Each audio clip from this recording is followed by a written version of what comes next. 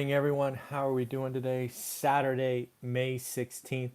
And if you don't know, we do the financial news 7 days a week, 365 days a year. Yes, even on Christmas, my birthday, Mother's Day, New Year's Day, whatever you like. I've been doing this for the last 15 to 20 years or so, and now I've turned it into a live stream where I kind of share what I'm reading about, what I'm thinking about. Again, for me, this is how I stay close to the consumer. I want to stay close to the consumer because they are really my largest competition in the real estate landscape, and also, they kind of indicate where the cost of capital is going. Uh, help me sort of organize where I want to make my future investments. So, again, pretty important for me to follow. And now, thanks to YouTube and this channel, I can sort of share my thoughts and really get feedback from all of you. So if you haven't already hit subscribe, do me a favor, hit that subscribe button. If you find articles or interest or want to interact with me, go ahead and leave comments below, send me links. I appreciate everything you do. In fact, the headline of this particular live stream actually comes from a viewer. There was a viewer, I think it was Thursday, it might have been Wednesday. In one of his comments to one of my videos, he talked about, good morning, he talked about the K-shaped recovery. If you've been seeing the financial news for any length of time, the first talk track is this is going to be a V-shaped recovery, quick down, bounce off the bottom, come back. That is now kind of left the building. Now the predominant view is a U-shaped recovery, meaning a quick down. We spend some time on the bottom. Most folks think the rest of the year, and then we come back screaming fast. Interesting. Then there's the L, which is the fast down, and it takes us forever to get off. Then there's kind of the Nike swoosh, the square root symbol, all of those things. All of them essentially mean quick down and some length of time to get us back to this new normal, which is not the K-shaped recovery. I think the K-shaped recovery is probably something we should consider, because again, the K-shaped recovery I think is probably fairly likely, and it's important to understand the ramifications and how you can be on one side or the other. Because when you think of the K-shaped recovery, and I've been thinking about it for a couple of days, is basically a quick down. It impacts everyone, and it's bad, which is, you can't argue that. But now the other side of the K is there's kind of that diverging track, and to me that's the have and the have nots. And basically I think in the K-shaped recovery, unfortunately, a decent percentage of Americans will be worse off after this event. And it's probably true, right? Think about the jobs that won't come back. I know when you look at the numbers, I think I saw something like 78% of the people who are on furlough expect to get their job back. I don't know. With the longer this goes on, the longer these states stay shut, and the consumers don't have confidence to go out. I don't know. There will be some very legacy rich folks that are all in office and retail and all of that won't come out of this very well either, right? There's this event is going to hurt everyone. This is not like it's only going to hurt the lower class. I think there will be some legacy rich folks that were caught thinking they were set, that aren't set, and I think we're just starting to see those kind of come through. So, oh wow, yeah. So I think, and then if you think about the other side of the K, there will be some people that come out of this stronger, right? Hence the K, right? Some will become out worse, and then others stronger. So if you see that, if you think that's possible, your only thoughts, the only thing I'm thinking about is, okay, how do I make sure I'm on the top of the K and not the bottom, right? How do I make sure I'm stronger after this? And you have to self-select, right? What are you doing, right? Everybody's situation will be different. If you're in the kind of retail restaurant space, I think it's pretty clear that education has made a difference, right? If you're in a field where you have to interact with people for your job, yes, you get full credit for this, ultimate bargains. I wish I knew your name, I'd give you credit for it, but I don't. But yeah, this K-shaped recovery, everybody should self-select. Everybody's kind of in it right now. So what do you do to come out the other side better, stronger? Some of you might be adding new skills, right? Because again, I know this entrepreneurship thing is sexy and you want to quit your job and be your next empire builder, but most of us need a job to pay the bills. So what can you do? Um, Jeffrey Smith. There we go. Awesome. Jeffrey Smith. I did not make that connection. Well, Jeffrey Smith gets credit for the K-shaped recovery. This is not my creation. It is his, or at least that's where I heard it from. So again, what can you do, right? No education or limited education. You want to change your job. So you should go get a new skill. Does that mean go to night school, go to junior college, online certification? I don't know, right? Are you in the tech field and you no longer want to live in San Francisco and you want to get out, or the financial district of New York and you want to get out and live somewhere else? Maybe your income goes down, but your cost of living goes way down. Right? There's all kinds of things we have the choice to make. So what are you going to do? You should seriously sit down and think, what could I do to have my situation be better, not worse, after this event? The K-shaped recovery it's legit, and it's probably true of most crises, but this one is going to change consumer behavior. It's going to provide tremendous opportunities. When the smoke clears and we come out of this and things are reset and redone, but we're going to go through lots of pain. There's going to be people crawling through glass. It's going to feel terrible. But you can either, stay down there and kind of take what comes your way, or you can get out. So that's enough. I do think the K-shaped recovery is a individual choice. What side do you want to be on? So moving forward, obviously the big news yesterday evening is the House passed a $3 trillion stimulus bill. It has no chance of passing the Senate. So I know there's lots of YouTubers out there creating videos just on stimulus. That must be a key word or something. These people are making thousands of dollars a day talking about nonsense that has any chance of helping us. So it's just frustrating. If you want to put out an idea about what a good bill would be like, let's talk about it, right? Let's not just rehash packages that have no chance. I don't know. I don't know if I'll get a vaccine. I don't have enough data. There's a lot of people that are out there saying interesting things about vaccines, but I don't know. I don't have enough data yet, so I'm not voting one way or another. Buffett, Goldman Sachs. I don't know if you saw this, but Buffett not only sold airlines in Q1, but he also trimmed his position in Goldman Sachs significantly.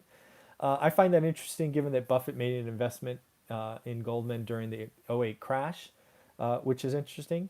Now he's trimmed his position by like 85 or 86%, so that was interesting. Amazon is finally taking a stab at the luxury market. They are reaching out to designers and creating their own kind of space for luxury.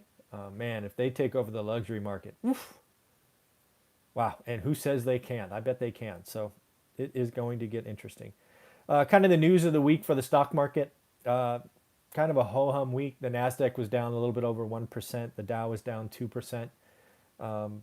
Nothing kind of crazy there. Retail sales were atrocious, much worse than expected on Friday. We did a lot of talk about that. Clothing was hit the hardest. I'm still looking at banks. Banks were telling us during the '08 crash they're fine. They have all these reserves, and then they needed a bailout. I believe this crisis is going to be about the commercial market. I think the commercial, retail, office kind of landscape that's going to be where the maximum pain is felt. And some of the numbers I've seen are horrific. I think there was a report I talked about last week where 53 properties were already asking for forbearance, which, when you hear 53, it's like, big deal. But it's $1 billion. I mean, wow. And, you already have other office buildings taking, haircuts and this stuff. So I think banks' earnings are in trouble. Lots of loss reserves coming. And yeah, it's going to be painful. And again, I don't think it's going to be in the residential space. I think most people are going to struggle through. Basically, the forbearance tweak that we talked about yesterday is a net positive, which we'll talk about here in a minute. But again, commercial and office and retail, painful. Oil is up 6% for the week. Again, as states open up, guess what? Gas is being consumed. And when gas is being consumed, oil can be used and all of that. So, um, oh, yes, the guest that I talked about earlier in the week, I interviewed Elena Cardone. The reason that interview was important for me was her message to women. I was raised in a family that's not well off, and my mother made horrific choices to stay in a unhealthy relationship because of her kids, and that is something that has stuck with me my entire life. So the message that she gave, I did for my mom, and also for my sister who was struggling. I have a younger sister, so that interview was important for me. I got a lot of hate on that interview, because people were connecting Elena with Grant, which I thought was unfair. She's not the deciding factor on deals, and she's not the pump and dump, and all of that stuff. So that hate was not appreciated. But that interview to me was important.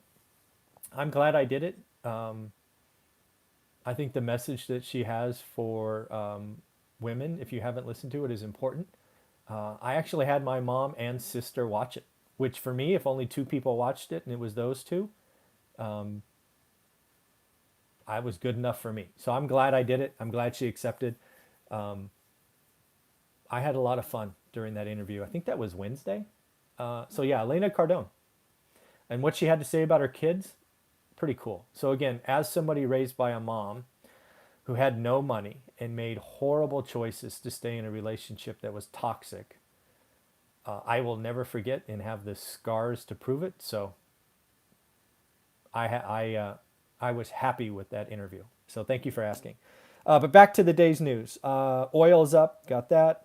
Again, folks, if you haven't seen my kitchen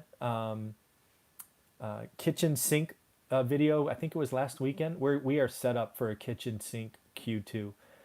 And again, I bring this to you as an ex-accountant who went through a kitchen sink quarter once, and 49% of the S&P is withdrawn guidance. So you're going to get no pre-announcements of revenue misses. And pretty certain we're going to see a lot of one-time adjustments when Q2 earnings, and they're all going to be negative, right? They're going to be slapping depreciation and writing off offices and R&D projects and stuff that accountants usually bleed out over time. They're just going to lump them into Q2, and it's going to be some nasty numbers. But the beauty of a kitchen sink corner, if you watch that video quarter, is it helps future quarters, which is what businesses will be doing. So this forbearance tweak that we talked about yesterday or the day before, I now believe forbearance, assuming it is adopted in mass, where they take the missing months, put it on the back as a second, as 0% interest, no payments until first is paid, it is going to help lots of people. It will all be based on when unemployment goes down to see how many people. But again, forbearance as it was originally positioned wasn't going to help most people. This new forbearance tweak will help lots of people. It will keep inventory off the market, so the vultures like myself that were salivating for deals, there will be some, but it's going to be a lot less. It's going to be a lot less. And now the big thing to watch for is how many people that haven't asked for forbearance now look at this as free money. It really is. If it is adopted and if you can get forbearance with this, you could get 12 months of no mortgage payments. Literally. And then they'll just stick it on the second. You don't care because you'll pay it off when you refi or sell, right? Who cares? It is truly interesting. There are negative impacts. Don't take this as go do it. You won't be able to get a new loan for at least a year. You won't be able to refi. I guarantee you your credit will be hit some way, even though the banks say they can't. I don't trust them. But there will be lots of people that look at this go, oh, it'll certainly hurt your credit. Absolutely. But I think there's, right now we're sitting at 4.1 million people in forbearance, which is up from like 3.8. So it's going down. The trend is going down. My fear is all the damn press will talk about this free windfall, and more people will take it because they are uneducated. I strongly discourage it. If you can afford to pay your mortgage, pay your mortgage. If you're still employed, pay your mortgage. But that's not how lots of this, lots of folks operate. So they're going to hear it, they're going to take it, and there will be a downside. There's always a downside, right? Nothing is free.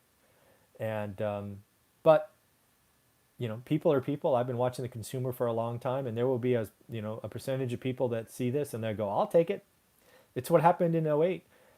Something that was never talked about in 2006 was a strategic default. It is, it became a very hot topic in 2009 and 10, strategic default. And if this forbearance twist picks up steam, we will go from 4.1 million forbearance to 30 million. People follow the herd. People like free. People like easy. It's unfortunate. Don't know if you saw this, but NBA players, LeBron James, Steph Curry, Kevin Durant, they actually have to pay their teams back some money. Apparently, they got their salaries in lump sums, and now because they're not playing games, they have to cut a check to their owners. It's a small handful of players. I think it was 6 or 7, but the rest of the league is taking a 25% haircut. And if the season is canceled, NBA players stand to lose about $1 billion in combined salary, which is just, that's a huge number. I wonder if NBA players can ask for unemployment. I don't know. I wonder. If we did see about J.C. Penney's, they filed for bankruptcy, Chapter 11. I didn't realize they were so big. They had 860 stores still, and about 90,000 employees as of February. Much, much bigger than I thought.